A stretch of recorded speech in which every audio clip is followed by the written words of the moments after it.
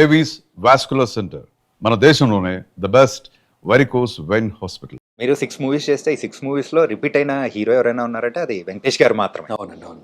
So మీకు అంత ఇష్టమా సార్ వెంకటేష్ గారు అంటే?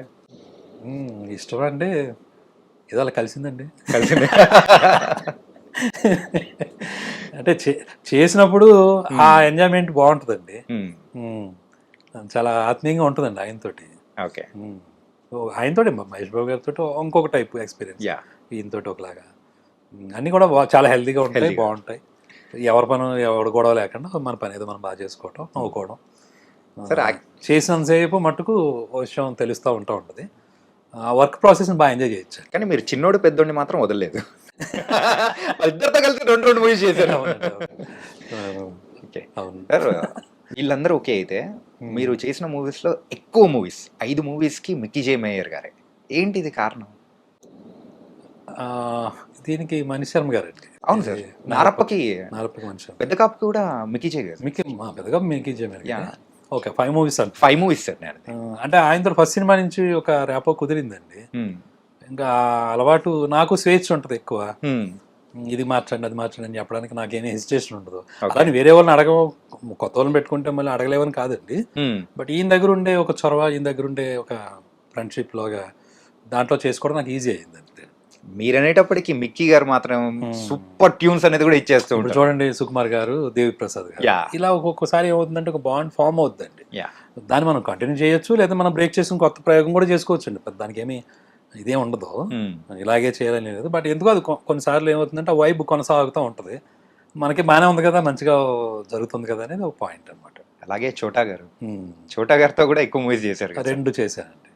పెద్ద కాపు, కొత్త మంగళలోకం, పెద్ద కాపు. అవునండి. ఏంటి సార్ అది రీజన్ ఏంటి సార్? Same bonding. అది నాకు ఆయనతో ఏంటంటేనండి, మన కొత్త బంగాళలోకం గుర్తుందండి నాకు. వాళ్ళందరూ బాగా చిన్న పిల్లలండి, అదే 16 ఏళ్ళు ఆ టైం కదండి. సో హీరో కూడా హ్యాపీ డేస్ చేశాడు అంతే. అండ్ మేము మళ్ళీ కొత్త వాళ్ళం, నేను ఫస్ట్ టైం డైరెక్షన్. సో ఒక ఎక్స్పీరియన్స్ ఉంటే ఆయన ఈవెన్ చోటగారిది ఎలా ఉంటుందంటే ఆయన మొత్తం భుజం మీద వేసి వెళ్ళిపోతూ ఉంటాడు. మొత్తం అవన్నీ ప్రొడక్షన్ మేనేజర్లు ఆలోచించి కూడా ఈయన ఆలోచించి ముందు రేపొద్దున ఏంటి, చాలా వరకు ఆయన ప్రొడ్యూసర్ సైడేనండి. ఆయన అసలు ఎట్టి పరిస్థితుల్లో ప్రొడ్యూసర్ సైడే ఉంటాడు ఆయన. దాని అర్థం ఏంటంటే మనల్ని కూడా కలుపుకుని, ఈవెన్ అందరినీ కలుపుకుని ఆయన పాయింట్ ఆఫ్ వ్యూలో ఏంటి ఎలా చేయాలి ఏంటనే దగ్గర చాలా అడ్డం పడతాడండి గట్టిగా. సో నాకు మళ్ళీ ఈ అబ్బాయి కూడా కొత్త అబ్బాయి, అలాగే టీంలో కూడా చాలా మందిని కొత్త వాళ్ళని తీసుకున్నారండి అప్పుడు ఈ పెద్ద కాంపిటీషన్లో కూడా. సరే, ఒక సైడ్ మనం ఫ్రీగా ఆలోచించుకుంటూ ఉండాలి, ఇదంతానేమో వేరేగా ఉంది. సో బెటర్ అప్పుడు కొత్త బంగాళలోకంలాగే కొంచెం ఆలోచన వచ్చి మీరే చేయండి సార్ అని చెప్పేసి అప్పుడు అలా. మరి పెద్ద కాపు ఏంటి సార్ అది? యాక్చువల్గా ఆ టైటిల్ పెట్టడం వల్లే సో ఆ నెగిటివ్ రిజల్ట్స్ అనేది కూడా వచ్చిందని అనుకోవచ్చా? ఏమండి, ఇప్పుడు సినిమా తేడా వచ్చింది అనుకోండి, అది ఇందాక చెప్పాను కదండి, ఒక మిస్టేక్ జరిగితే ఇంకా దాన్ని తవ్వుకుంటూ వెళ్తే అది ఎండ్లెస్ అది. అందుకని ఆయన అక్కడ వదిలేసి మళ్ళీ నెక్స్ట్ ఏంటి అనేది దానికి వెళ్ళిపోవడం చాలా గొప్ప విషయం అన్నమాట. అయితే పెద్ద కాపు 2 ఎప్పుడు సార్? అది ఇంకొంచెం టైం తీసుకుంటానండి. ఓకే. బట్ ఇప్పుడు మటుకు నెక్స్ట్ ఇమీడియట్గా వేరే సబ్జెక్ట్ మీద ఉన్నా. అది ఆల్మోస్ట్ ఏప్రిల్కి అయిపోతుంది. కొంచెం టోటల్గా సబ్జెక్ట్ చేసుకున్న మూడ్లో ఉన్నాను కాబట్టి. ఇది కొత్త సబ్జెక్ట్?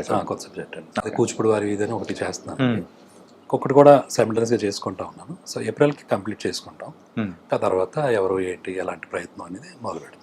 యాక్చువల్గా ఆ మూవీలో పర్టికులర్గా ఒక సీన్ మాత్రం నిజంగా స్టార్టింగ్ ఇంట్రడక్షన్ జెండా పెట్టేసి ఆ ఐడియా ఎక్కడి నుంచి వచ్చింది సార్? అసలు ఆధిపత్యం చెలాయించాలని చెప్పేసి అది పెడితే వచ్చే వైబ్ కానీ 1982 ఆ వైబ్స్ తీసుకురావడం కానీ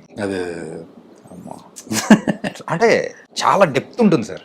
అంటే యూజువల్గా మీ స్క్రిప్ట్స్ అన్ని కానీ చూస్తే ఆ ఎమోషన్స్ వైజ్ కానీ ఎవరన్నా అంటే పడిపోతున్నవాడు ఎందుకు పడుతున్నాడు, లెగాలనున్నా కానీ వాడు లేవలేకపోతూ ఉంటే వాడు ఒకసారి తిరగబడితే ఎలా ఉంటుంది అని చెప్పే ప్రతి ఒక్క థింగ్స్ కానీ అంటే మన లైఫ్లోంచి అంటే పడిపోయిన సందర్భం నుంచి తీసుకునే దానిలానే ఉంటాయి.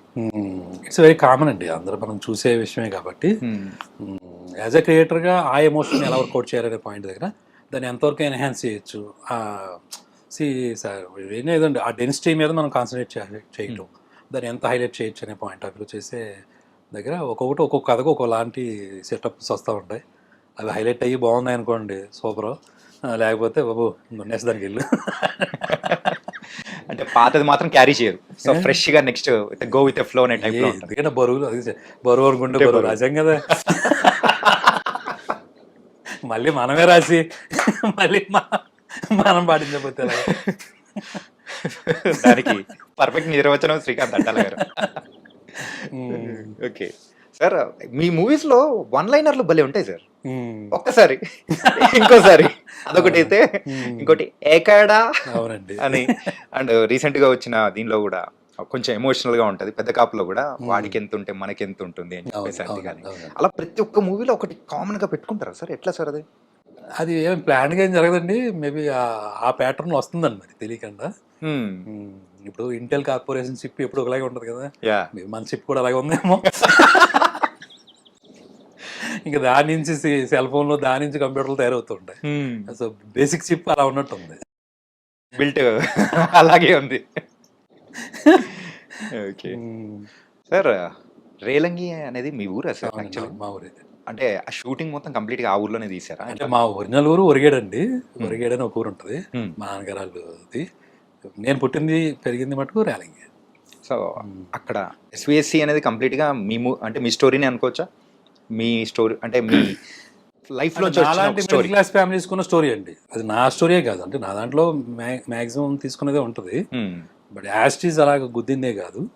బట్ అలాంటి మిడిల్ క్లాస్ ఎవరైతే ఉంటారో వాళ్ళందరిదేనండి కదా.